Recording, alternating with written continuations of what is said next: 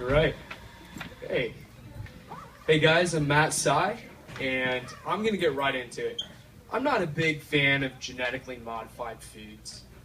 I think food is beautiful just the way it is.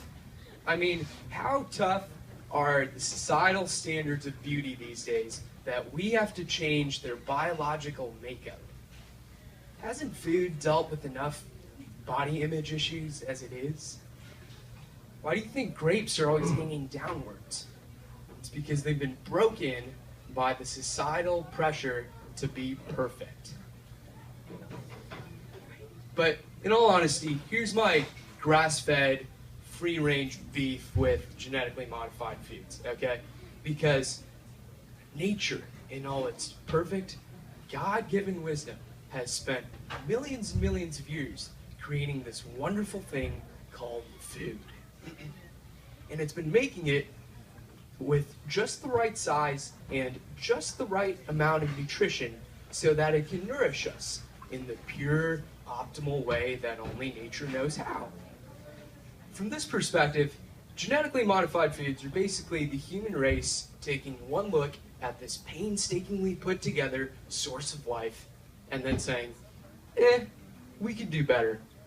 A bold statement coming from the same species that was taken by storm by Gangnam Style and will sometimes, in the heat of a Black Friday sale, kill each other.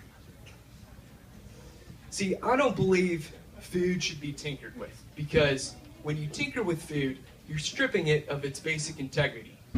It'd be like if ice skaters were all propelled by a small Mexican man with a leaf blower. It'd ruin the original intent of the sport. But scientists are excited about this because it's allowing them to grow food bigger and faster. You mean the same qualities we use to describe malignant tumors? And at the rate we're going, soon, all our foods will be genetically modifying us. We'll wake up one day and find that all our scientists have been replaced by husks of corn in lab coats. But the worst part is the health implications, because when you modify food, you end up with less nutrition, more health risks, and it's always annoying when your tomato suddenly says something derogatory about a minority. So I'm going the opposite way. I want all my food to be as natural as possible. I want to grow fruits and vegetables in my backyard so fresh that I start receiving job applications from migrant workers. I want all my fish to be caught by wild, mangy grizzly bears that I have to wrestle with in order to gain possession. And I want all my meat to be raised by Amish farmers who are terrified of electricity because they're afraid it might give them AIDS. Give me the most traditional methods of preparation possible. And these days, it's not easy having that drive. People criticize me because, for a lot of people, the jury's still out on whether being healthy is good for you. There's a conservative author named Alex Avery, and this is completely true, who recently wrote a book comparing people who eat organic to the terrorist group Hezbollah, which, okay, maybe in retrospect I shouldn't have named my organic foods blog yayjihad.com. But the point is, it's hard for people like us out there. And everyone always thinks that if you're into eating naturally, then you're probably also a liberal tree hugger. That's not true either. For example, I don't really care about the environment. I'm trying to, but it's hard, trusting environmentalists these days. Because they'll say things like, go green. Go green? Sorry, but that just sounds like the salute for a fascist leprechaun government. What I'm trying to get at is that it doesn't matter if you're a liberal tree hugger.